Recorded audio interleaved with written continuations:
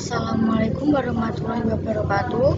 Kami dari kelompok 7. Di sini kami akan mempresentasikan tentang evaluasi kurikulum yang beranggotakan saya sendiri, Risanda Esa Zalfa, dan rekan saya Dia Eka Wardani. Untuk yang pertama adalah pengertian evaluasi.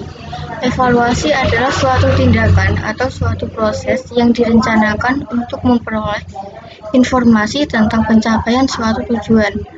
Sedangkan evaluasi kurikulum pendidikan dapat diartikan sebagai suatu proses dalam usaha untuk mengumpulkan informasi yang dapat digunakan sebagai bahan pertimbangan untuk membuat keputusan akan perlu tidaknya memperbaiki sistem pembelajaran yang sesuai dengan tujuan pendidikan. Yang kedua, tujuan dan fungsi kurikulum. Yang pertama, tujuan evaluasi kurikulum adalah memeriksa tingkat kecapaian tujuan pendidikan yang akan diwujudkan melalui kurikulum yang bersangkutan. Hal ini dilakukan untuk perbaikan progres pertanggungjawaban kepada berbagai pihak dan penentuan tindak lanjut dari hasil pengembangan tersebut. Yang kedua, fungsi evaluasi kurikulum adalah berfungsi selektif, dapat mengetahui kelemahan dan kelebihan siswa dan sebagai pengukur keberhasilan.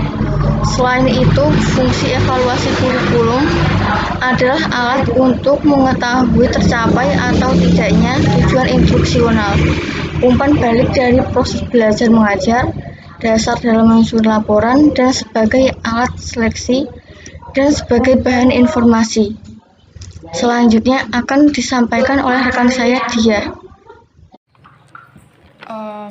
Baik rekan-rekan, di sini saya akan menyampaikan terkait model kurikulum. Model kurikulum sendiri adalah ini bersifatnya kooperatif, yakni berkaitan erat dengan tingkah laku individu yang menekan tujuan kurikulum dan memberikan penekanan terhadap bahan ajar dan juga isi kurikulum.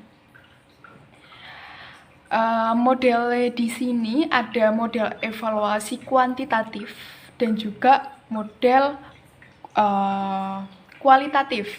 Nah, kuantitatif di sini lebih ke data ya teman-teman. Jadi orang yang akan melaksanakan evaluasi kurikulum ini bisa melakukan melalui data. Contohnya, kita membagikan angket kepada siswa, kemudian siswa mengisinya. Nah, seperti halnya kita menggunakan tes ya, ulangan, UTS, tryout, dan lain sebagainya, ujian nasional, ataupun apapun itu yang berkaitan dengan tes, itu adalah contoh dari model evaluasi kuantitatif. Jadi, model evaluasi kuantitatif ini lebih kepada itu tadi, tes toh ya teman-teman. Dan dari beberapa model-model evaluasi yang terkategori sebagai model evaluasi kuantitatif adalah yang pertama adalah model Black Box Tyler. Nah, ini merupakan model yang dibangun atas dua dasar, yakni evaluasi yang ditunjukkan pada peserta didik dan bahan evaluasi yang harus dilakukan pada tingkah laku awal peserta didik dan saat peserta didik telah melaksanakan kurikulum tersebut. Jadi, evaluasi ini bisa berupa yang pertama, kalau kita akan melaksanakan mata kuliah. Nah, yang pertama kita melaksanakan pretest. Nah, dari pretest tersebut seorang guru ataupun seorang dosen itu bisa langsung mengetahui, oh, kemampuan siswa ini seperti ini, siswa satunya lagi seperti ini. Jadi evaluasi yang dimaksud di awal adalah seperti itu. Nah, untuk evaluasi yang di akhir kita bisa menggunakan post-test. Post-test di sini adalah evaluasi yang digunakan setelah kita mendapatkan materi dari seorang guru ataupun seorang dosen. Jadi di situ seorang dosen ataupun seorang guru itu bisa menilai, oh, jadi siswaku atau mahasiswaku ini bisa menangkap materi dengan baik.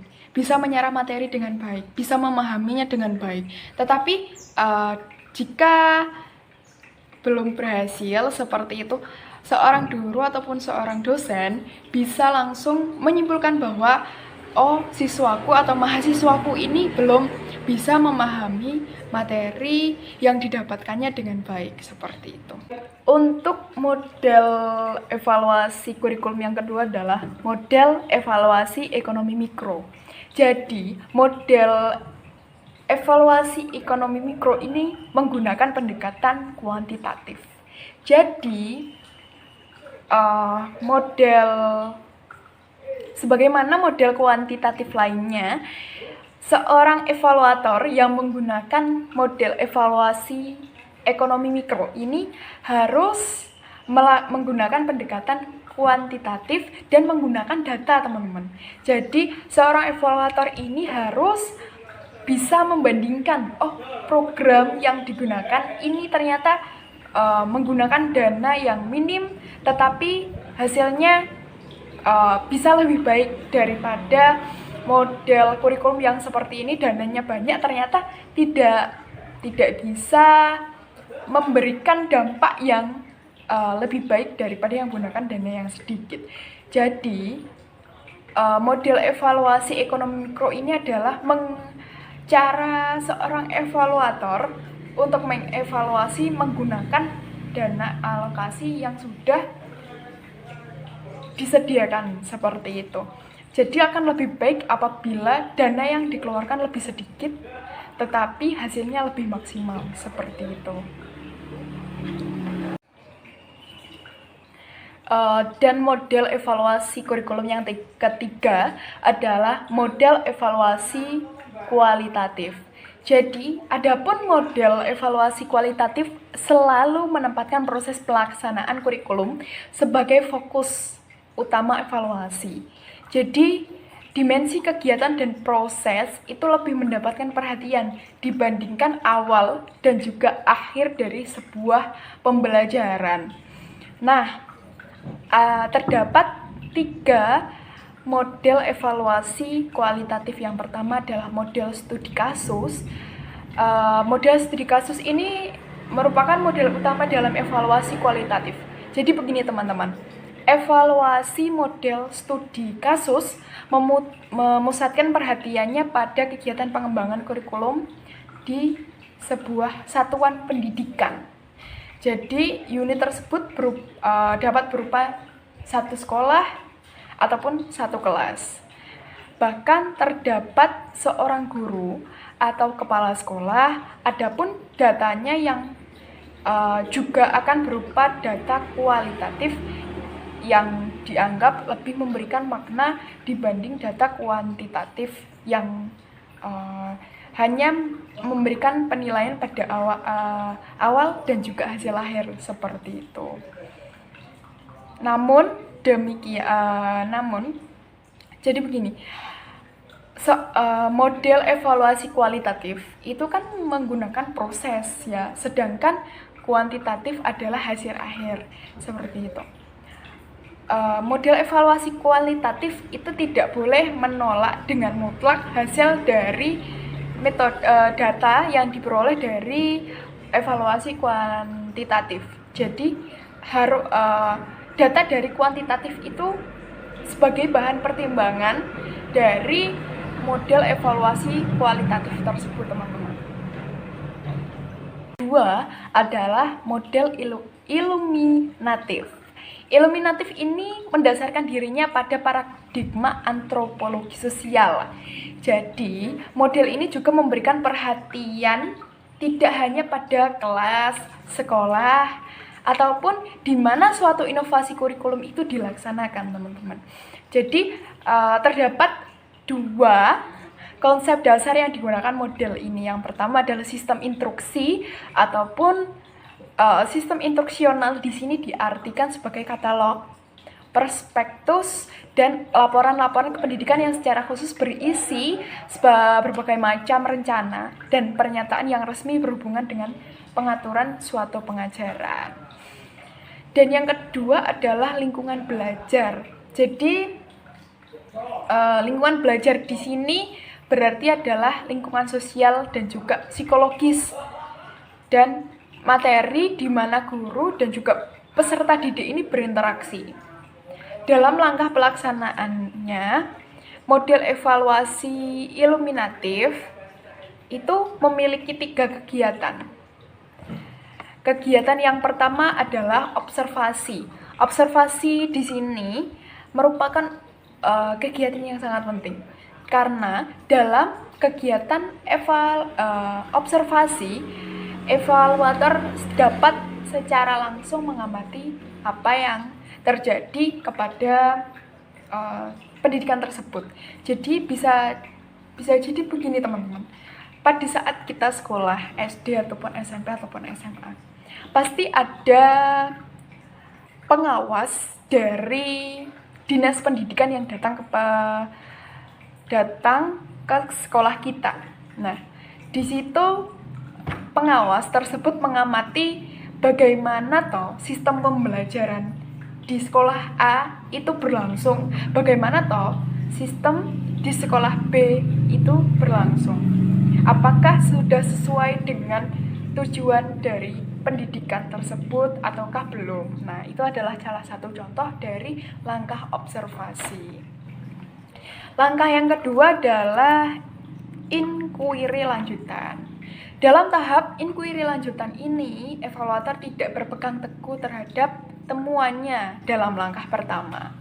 Jadi begini, pernah kan kita pada saat kita masih sekolah, itu ada informasi seperti ini. Hari ini, tanggal ini, ada pengawas dari dinas pendidikan yang akan datang ke sekolah kita. Maka dari itu kita harus mempersiapkannya dengan baik. Itu yang diucapkan oleh kepala sekolah. Nah, agar apa? Agar ketika nanti ada ada tim evaluasi yang datang, tentu saja kita sudah mempersiapkannya semuanya dengan baik dan sudah sesuai dengan standar evaluasi seperti itu. Dan saya yakin setiap tim evaluator sudah mengetahui hal itu. Jadi tim evaluator itu tidak semata-mata percaya dengan pada saat mereka datang ke sekolah tersebut dan melihat bagaimana proses pembelajaran itu dilaksanakan. Nah, makanya pada langkah kedua adalah inquiry lanjutan. Jadi, selain melaksanakan evaluasi pada hari tersebut, tetapi evaluator juga mencari ataupun memberikan penilaian pada saat di luar hari tersebut. Jadi bisa mendengarkan informasi dari wali siswa, wali murid, orang tua, ataupun masyarakat sekitar bagaimana proses pembelajaran di sekolah itu bisa dilaksanakan. Setelah itu barulah mereka mengambil kesimpulan bahwa sekolah ini sudah memenuhi standar kurikulum seperti ini dan sebagainya. Dan langkah yang ketiga adalah sebuah penjelasan. Dalam langkah memberikan penjelasan ini, evaluator harus menemukan prinsip-prinsip umum. Jadi, harus didampingi oleh pola hubungan sebab akibat untuk menjelaskan mengapa suatu kegiatan dapat dikatakan berhasil dan mengapa kegiatan lainnya dikatakan gagal. Jadi setelah melakukan observasi, terus inquiry lanjutan, barulah seorang evaluator itu memberikan kesimpulan bahwa kegiatan pembelajaran itu berhasil ataupun kurang berhasil seperti itu, teman-teman. Jadi harus diberikan tahap-tahap selanjutnya. Nah, selain tadi sudah dijelaskan terkait model evaluasi kurikulum, dan ini sebab yang terakhir adalah langkah evaluasi kurikulum. Menilai suatu kurikulum memerlukan perencanaan yang seksama dan juga sistematis. Maka dari itu diperlukan tahap ataupun langkah-langkah bagaimana yang harus kita ambil sebagai seorang evaluator untuk mengevaluasi kurikulum yang sedang dilaksanakan oleh sebuah satuan pendidikan. Langkah-langkahnya seperti apa? Mari kita simak bersama-sama. Kedua adalah model iluminatif. Iluminatif ini mendasarkan dirinya pada paradigma antropologi sosial. Jadi, model ini juga memberikan perhatian tidak hanya pada kelas, sekolah, ataupun di mana suatu inovasi kurikulum itu dilaksanakan, teman-teman. Jadi, terdapat dua konsep dasar yang digunakan model ini. Yang pertama adalah sistem instruksi ataupun sistem instruksional di sini diartikan sebagai katalog, prospektus, dan laporan-laporan kependidikan yang secara khusus berisi berbagai macam rencana dan pernyataan yang resmi berhubungan dengan pengaturan suatu pengajaran. Dan yang kedua adalah lingkungan belajar. Jadi lingkungan belajar di sini berarti adalah lingkungan sosial dan juga psikologis dan materi di mana guru dan juga peserta didik ini berinteraksi. Dalam langkah pelaksanaannya, model evaluasi iluminatif itu memiliki 3 kegiatan. Kegiatan yang pertama adalah observasi. Observasi di sini merupakan kegiatan yang sangat penting karena dalam kegiatan observasi evaluator dapat secara langsung mengamati apa yang terjadi kepada pendidikan tersebut. Jadi bisa jadi begini, teman-teman. Pada saat kita sekolah SD ataupun SMP ataupun SMA, pasti ada pengawas dari dinas pendidikan yang datang ke sekolah kita. Nah, di situ pengawas tersebut mengamati bagaimana sistem pembelajaran di sekolah A itu berlangsung, bagaimana sistem di sekolah B itu berlangsung. Apakah sudah sesuai dengan tujuan dari pendidikan tersebut ataukah belum? Nah, itu adalah salah satu contoh dari langkah observasi. Langkah yang kedua adalah inquiry lanjutan. Dalam tahap inquiry lanjutan ini, evaluator tidak berpegang teguh terhadap temuannya dalam langkah pertama. Jadi begini, pernah kan kita pada saat kita masih sekolah, itu ada informasi seperti ini. Hari ini, tanggal ini, ada pengawas dari dinas pendidikan yang akan datang ke sekolah kita. Maka dari itu kita harus mempersiapkannya dengan baik. Itu yang diucapkan oleh kepala sekolah. Nah, agar apa? Agar ketika nanti ada ada tim evaluasi yang datang, tentu saja kita sudah mempersiapkannya semuanya dengan baik dan sudah sesuai dengan standar evaluasi seperti itu. Dan saya yakin setiap tim evaluator sudah mengetahui hal itu. Jadi tim evaluator itu tidak semata-mata percaya dengan pada saat mereka datang ke sekolah tersebut dan melihat bagaimana proses pembelajaran itu dilaksanakan. Nah, makanya pada langkah kedua adalah inquiry lanjutan. Jadi, selain melaksanakan evaluasi pada hari tersebut, tetapi evaluator juga mencari ataupun memberikan penilaian pada saat di luar hari tersebut. Jadi bisa mendengarkan informasi dari wali siswa, wali murid, orang tua, ataupun masyarakat sekitar bagaimana proses pembelajaran di sekolah itu bisa dilaksanakan. Setelah itu barulah mereka mengambil kesimpulan bahwa sekolah ini sudah memenuhi standar kurikulum seperti ini dan sebagainya. Dan langkah yang ketiga adalah sebuah penjelasan. Dalam langkah memberikan penjelasan ini, evaluator harus menemukan prinsip-prinsip umum. Jadi, harus didampingi oleh pola hubungan sebab akibat untuk menjelaskan mengapa suatu kegiatan dapat dikatakan berhasil dan mengapa kegiatan lainnya dikatakan gagal. Jadi setelah melakukan observasi, terus inquiry lanjutan, barulah seorang evaluator itu menyimpulkan memberikan kesimpulan bahwa kegiatan pembelajaran itu berhasil ataupun kurang berhasil seperti itu, teman-teman. Jadi harus diberikan tahap-tahap selanjutnya. Nah, selain tadi sudah dijelaskan terkait model evaluasi kurikulum, dan ini yang sebab yang terakhir adalah langkah evaluasi kurikulum. Menilai suatu kurikulum memerlukan perencanaan yang seksama dan juga sistematis. Maka dari itu diperlukan tahap ataupun langkah-langkah bagaimana yang harus kita ambil sebagai seorang evaluator untuk mengevaluasi kurikulum yang sedang dilaksanakan oleh sebuah satuan pendidikan. Langkah-langkahnya seperti apa? Mari kita simak bersama-sama.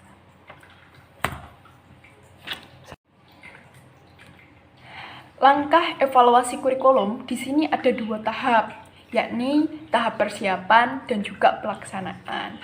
Tahap persiapan ini pada dasarnya digunakan untuk menentukan apa dan bagaimana penilaian harus dilakukan. Artinya, perlu rencana yang jelas mengenai kegiatan penilaian termasuk alat dan juga sarana-prasarana yang nantinya diperlukan. Langkah-langkah yang digunakan ataupun sebagai tahap persiapan yang pertama adalah menyusun TOR penilaian. TOR ini digunakan sebagai rujukan pelaksanaan penilaian. Dalam TOR ini dijelaskan target dan sasaran penilaian, lingkup objek, dan juga organisasi yang akan menangani penilaian, serta biaya yang nanti dikeluarkan dalam pelaksanaan tersebut. Yang kedua adalah klarifikasi. Klarifikasi di sini mengadakan penelaahan perangkat evaluasi seperti tujuan yang ingin dicapai apa saja, kemudian sumber data, instrumen, dan menentukan jadwal penilaian seperti itu. Dan langkah yang ketiga adalah uji coba penilaian. Jadi begini teman-teman, uji coba penilaian ini merupakan teknik yang digunakan dan prosedur penilaian di luar sampel penilaian. Jadi utamanya adalah untuk melihat keterkendalaan alat-alat penilaian dan melatih tenaga penilai termasuk logistiknya agar kualitas data yang diperoleh lebih meyakinkan. Jadi kalau teman-teman pernah ya, kita kan pernah SD, SMP, SMA itu melaksanakan tryout. Nah, tryout itu sebenarnya apa toh? Tryout itu kan juga latihan ujian. Latihan ujian di sini kalau dalam tahap-tahap persiapan ini tadi ya, itu merupakan contoh dari uji coba penilaian. Jadi pada saat tryout itu sudah menggunakan metode apa saja, sarana apa saja, tujuannya bagaimana saja. Nah, dari tryout itu, hasil tryout itu nanti bisa digunakan untuk evaluasi yang nantinya yang kurang diperbaiki, yang akan digunakan untuk pada saat pelaksanaan tersebut. Dan langkah yang kedua adalah pelaksanaan. Setelah melakukan uji coba, kemudian sudah menemukan kekurangan, kelebihan, dan sudah diperbaiki, barulah seorang evaluator melaksanakan pelaksanaan evaluasi yang sesungguhnya, yakni dengan pengumpulan data, kemudian menyusun dan mengolah data, menyusun deskripsi kurikulum tersebut berdasarkan data informasi yang telah diperoleh, baru setelah itu memutuskan atau hasil dari evaluasi kurikulum seperti ini, kurikulum A itu seperti ini hasilnya, ternyata belum berhasil ataupun ternyata sudah berhasil seperti itu. Barulah setelah memutuskan kurikulum ini berhasil digunakan oleh sekolah A, sekolah B, dan seterusnya, barulah dilaksanakan pembahasan dan pengukuhan hasil-hasil penilaian oleh seorang evaluator. Jadi pentingnya mengevaluasi kurikulum adalah seperti itu teman-teman. Jadi kita mengetahui, anak ini seperti ini, si mahasiswa ini seperti ini. Pada dasarnya mahasiswa 1 dan mahasiswa 2 ataupun seterusnya, begitupun dengan siswa itu memiliki kemampuan yang berbeda-beda. Sekolah pun, instansi pun memiliki sarana dan prasarana yang berbeda-beda sehingga tidak bisa disamakan. Mungkin kurikulum ini di sekolah A itu berhasil, mungkin kurikulum ini di sekolah B kurang berhasil, seperti itu.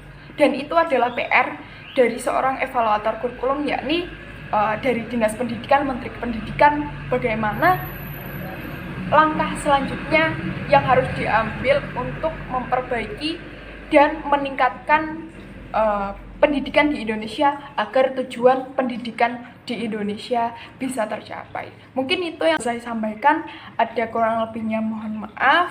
Wallahumma fi'il aqwami thoriq. Wassalamualaikum warahmatullahi wabarakatuh.